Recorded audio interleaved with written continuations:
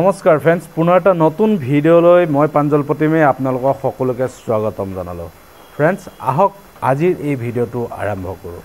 Friends, আপোনালোকে গম পাইছে সামাজিক মাধ্যমত এটা ঘটনাই ব্যাপকভাৱে চাঞ্চল্যৰ সৃষ্টি কৰিছে সমগ্ৰ ৰাজ্যবাসীৰ মাজত। হয়, গুৱাহাটীত সংঘটিত হৈছে এই ঘটনাটো। এগৰাকী কিশোৰীক এখন লজত নি পাৰ্টি কৰাৰ চলেৰে সেই কিশোৰীৰ ওপৰত এক দলবদ্ধভাৱে ধৰ্ষণ কৰা হৈছে।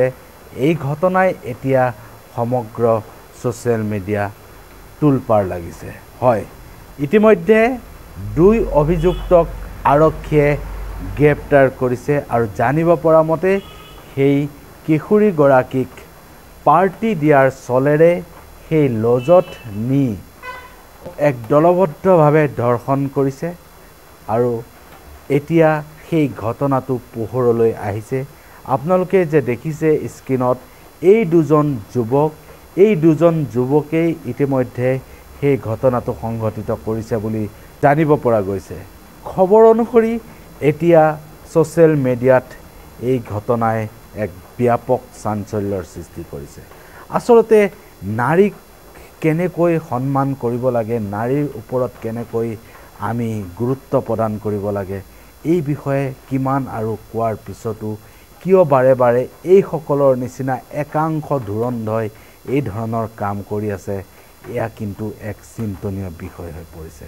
ফ্ৰেণ্ড, এই যে আপোনালোকে দেখিছে এই দুজন ধুৰন্ধ, এই ধুৰন্ধৰ দুজনক আচলতে উচিত শাস্তি দিয়াটো প্ৰয়োজন আছে। কাৰণ এওঁলোকক যেতিয়া এনেকুৱা ধৰণৰ শাস্তি প্ৰদান কৰা হ'ব, যিবোৰ শাস্তি পোৱাৰ পিছত এওঁলোকে ভৱিষ্যতৰ কাৰণে আৰু এই ধৰণৰ কাম কৰিবলৈ সাহস নকৰিব, তাৰ পিছতেই কিন্তু এওঁলোকক দেখি হয়তো ইয়াৰ ওপৰত আৰু বহুতে এই ধৰণৰ কাম কৰিবলৈ ভয় কৰিব। চ' ফ্ৰেণ্ডছ, এওঁলোকক কি শাস্তি দিয়াটো প্ৰয়োজন আপোনালোকে কমেণ্ট বক্সৰ ওপৰত কমেণ্ট কৰি জনাব। আৰু পুনৰ এটা নতুন ভিডিঅ'লৈ মই প্ৰাঞ্জল প্ৰতিমে আপোনালোকৰ মাজত উপস্থিত হ'ম। ধন্যবাদ। জয় অসম, জয় হিন্দ।